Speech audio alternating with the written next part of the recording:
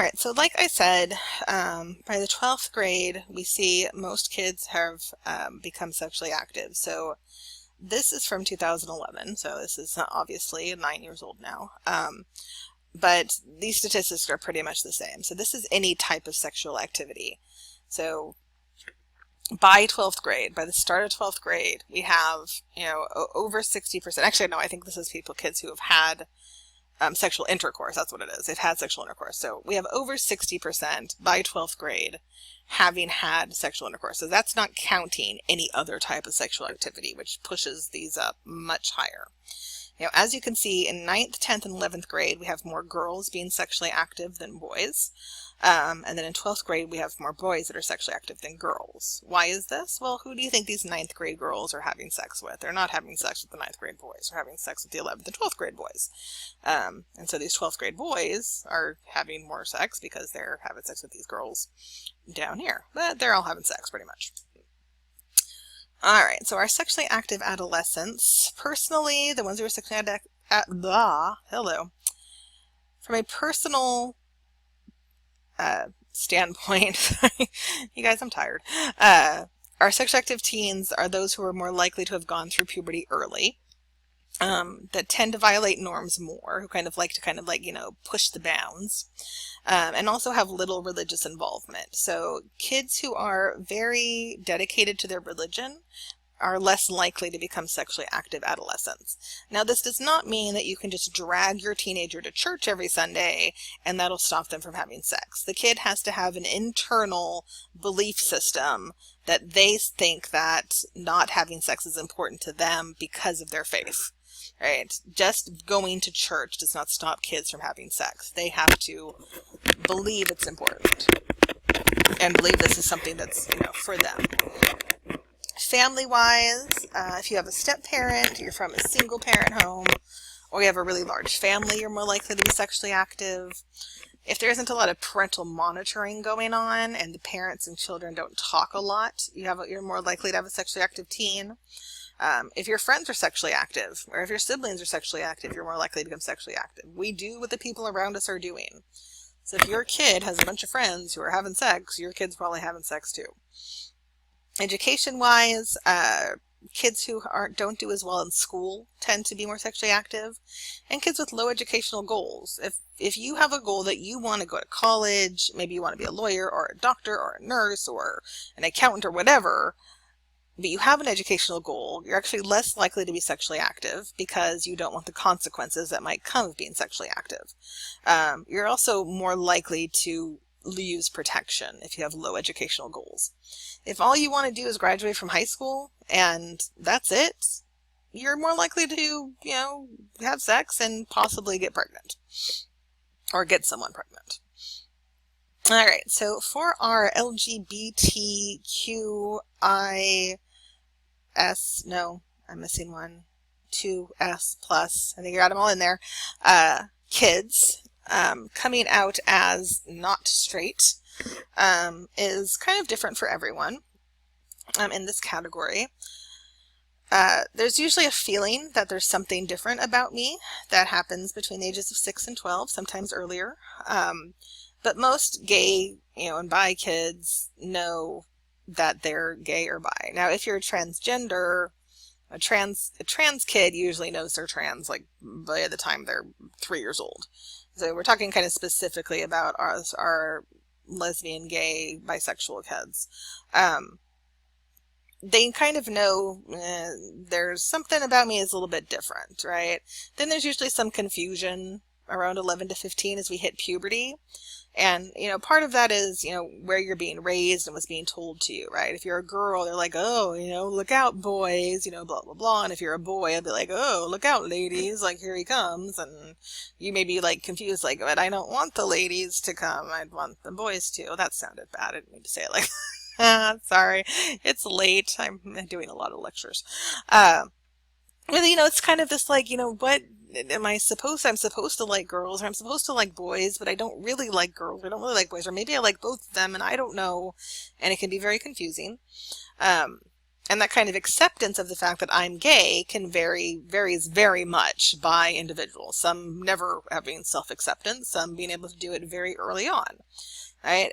A big part of this comes with how you're being raised, right? If you live with a very accepting, loving home that you know will accept you and love you no matter what, and you've never been told that being gay, sends you straight to hell and things like that, you're going to have self-acceptance a little bit earlier. You're not going to have as much confusion, and you're going to be able to kind of live your true life and your true, your truth a lot earlier than someone who lives in a place where they're scared. They think if my parents know this, they're going to kick me out. I'm not going to be accepted. I'm going to be kicked out of my church. I'm not going to, my friends won't accept me.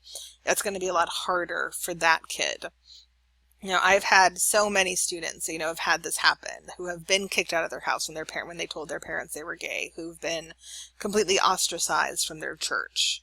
I had this gay student who came into my office like in tears, he has a boyfriend and he loved him and he wanted to marry him, but his parents pretty much have abandoned him, and his mom came to him and said, I'm going to pay for you to go to gay conversion therapy, and if you can go to that gay conversion therapy and not be gay anymore, then I'll love you again. You can come back to my family. And he was like, so I should go, right? And he was like coming to me to give him permission to go to gay conversion therapy because he wanted his family back. And it was just, I'm like trying to hold back tears while I'm saying to him, like, your parents aren't supposed to put conditions on their love for you. Like, your mom should love you no matter what. It doesn't matter if you're gay or not. And no, don't go to that gay conversion camp, because you can't not be gay. And those camps are horrifying, just bad. They don't work. You can't ungay someone. And he was just like, but I want my family back. I want my mom to love me. He's like, what if I just find a girl to marry who will be okay with the fact that I'm gay? And I was like, no, don't live your life like that. And I just kept saying to him over and over again, like, you're gay, honey. It's okay. You're gay. And I told him he's gay about 152 times in an hour. And then we cried a lot. And it was just really sad. So if that's the life you're living, it can be really hard to accept who you are, because it means having people reject you, and that can be extremely difficult. So we don't ever force anyone to come out. We don't say you should just tell everybody. Like, it's their own decision.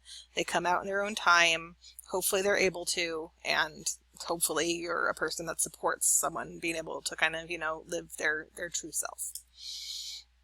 All right, so guess what else adolescents are doing? Having sex and getting STDs. Yep, that's right. Adolescents have the highest rate of anybody.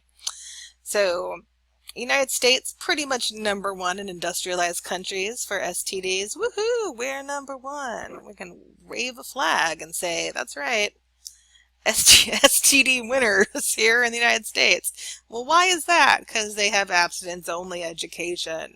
They don't know how to prevent it. They don't know what STDs are. They don't understand how you get them. They think that they're invincible, that nothing bad will ever happen to them, and they pretty much think that no teenagers have STDs. That's something that dirty people have, except that 1 in 6 of them have an STD. And in fact, between 16 and 25, that age range has the highest rate. Between 16 and 25, 1 in 4 people have an STD. All right? So if we were in class right now, I'd have you turn to your left and turn to your right and say, that's right, one of you has herpes. Which, isn't statistically true, but I don't care. All right, so we got a lot of STDs going around because people don't use condoms, because people don't get tested for STDs, and because people think that, oh, he doesn't seem like someone that would have chlamydia. Like, what does someone who would have chlamydia seem like? All right, lots of people have STDs.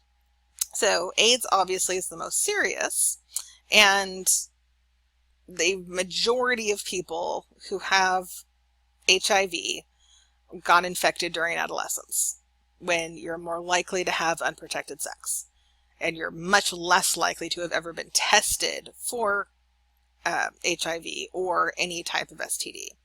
Females are just more easily infected than males just because of biology, and gay men are more easily infected because of how gay sex works. Education is slowly improving, but they just don't know. They don't know that you can get STDs in your mouth and in your, throat, and that, you can get herpes, on your penis and your mouth, right? And there's different kinds, but they can live in each other's places. They don't have any of this information. And the fact that adolescents really do believe that they're invincible, that nothing bad can happen to them, that they won't die, makes them do really stupid things. And one of those things is having unprotected sex and not getting tested for STDs. Also, a lot of females think that if they go and have a pap smear, and their pap smear comes back normal, that they don't have STDs. They don't realize that when you go in to have your yearly lady exam, gynecological exam, they don't test you for STDs unless you specifically request it. And so they may think that they're totally fine when really they do have STDs, right? We can check all of this through blood tests. It's not difficult, but most teenagers don't even think about doing it, and then they don't talk about it, and then, doom, doom, doom, there's gonorrhea. All right, so teenagers having babies is also a, big deal, especially here in America yet again. If you're a teen female who becomes pregnant, you are at risk for less educational achievement. You tend to spend more time as a single parent than if you had a baby later on in life. You're more likely to have economic problems and to live in a lower socioeconomic status for the rest of your life. You're more likely to have pregnancy and birth complications, which a lot of it has to do with that teen moms do not get the prenatal care that they need. And you tend to not have a lot of parenting skills because you weren't prepared to be a parent. You're a teenager. So again, we're number 1 in pregnancy rates among 15 to 19-year-olds. Yay, us. Yeah, we really are number 1 at the worst stuff, y'all. So as you can see, our teen pregnancy rates in the United States far exceed our, contemporaries. New Zealand is our next closest one, but I mean, what else do they have to do besides look at sheep? Then you go down, down, down, down, down. Japan, very little teenage pregnancy. We have the most. Texas usually has the number 1 pregnancy rate in all of the states, but we do share that title with like Oklahoma and Arkansas and Alabama and Mississippi and Louisiana. So our little grouping of states here, we kind of go back and forth on who gets to be number 1 in teenage pregnancy rates, but Texas is usually in the top 5 every single year. Texas, however, is number 1 in repeat pregnancy rates. So in Texas, we have more teenagers who get pregnant more than once than anywhere else in the country. Again, thank you, abstinence-only education. So for teen pregnancy, how to prevent it from happening, we need actual sex education. We need to actually teach these kids, this is what sex is, this is how you prevent yourself from getting pregnant, this is how you keep yourself safe from STDs, because they are going to have sex, the end, period. They need to know how to keep themselves safe and how to stop themselves from getting pregnant, and we don't have that. The biggest thing is, oh, well, if we teach them that, they'll go and have sex. They're already having sex. No one has gotten a sex education course who wasn't going to have sex, goes and gets sex ed and says, well, that's it. I'm just going to go start having all the sex now. They're going to have it if they're going to have it. They're not going to have it if they're not going to have it. All right, but we want them to be prepared. They need skills for handling the situations they're going to be put in, right? How to deal with these situations where maybe they're not ready to have sex and what to do about that and how to make sure that they can get themselves out of that situation and have good communication skills. We do want to promote abstinence. We don't want them having sex if they don't want to be having sex yet. We want them to wait if they can. We want them to have information and access to contraceptives. Like, how do they use it? What is it for? What does it do? Having good kind of academic and social competence. Kids who are doing well in school and have lots of friends are less likely to have sex. And as much involvement in the school as we can get them to have. Kids who do extracurricular activities are also much less likely to have sex. When we do have our teenage parents, we want to make sure that they have good health care. We want to do what we can to help them stay in school because if they drop out, their prospects are not great. So there are some high schools around that do, allow them to bring their babies to school, and there is like a nursery and they have to work there but also go to school at the same time, but it allows them to stay in school. That's helpful. Giving them job training and life management training, teaching them how to do this. Like, you're a parent now. Yeah, you're 14 years old or you're 15 years old, but you're a parent, and we're going to keep you in school, and we're going to give you a trade, hopefully, so that you can contribute meaningfully and be able to take care of this kid. Parenting instructions, very important. Having mentors that can help them, that can kind of show them, how to do this, and, teach them the skills that they need. Affordable childcare would be great, but obviously we don't have that in America. And we want the father there. We need support for the dad to keep him involved in the life of their kid, and to help him learn how to kind of be a dad. Men are much more likely to leave and not be part of their kid's life than women are. And we want to teach that teenage father, hey, you're important too, and we do need you in this kid's life, and you need support just like mom does. All right, so if you're going to be a teen parent, your likelihood of having a baby has a lot to do with your mother's age at childbirth. So it's the strongest predictor of when you have a baby is when your mom had you, right? Teen moms tend to have kids who become teen moms themselves. Women who waited until their 30s to have kids tend to have kids who wait until their 20s to 30s to have kids. It's also linked to the home environment, right? If you come from a broken home or a home with a lot of stress, a lot of strife, you're more likely to get pregnant.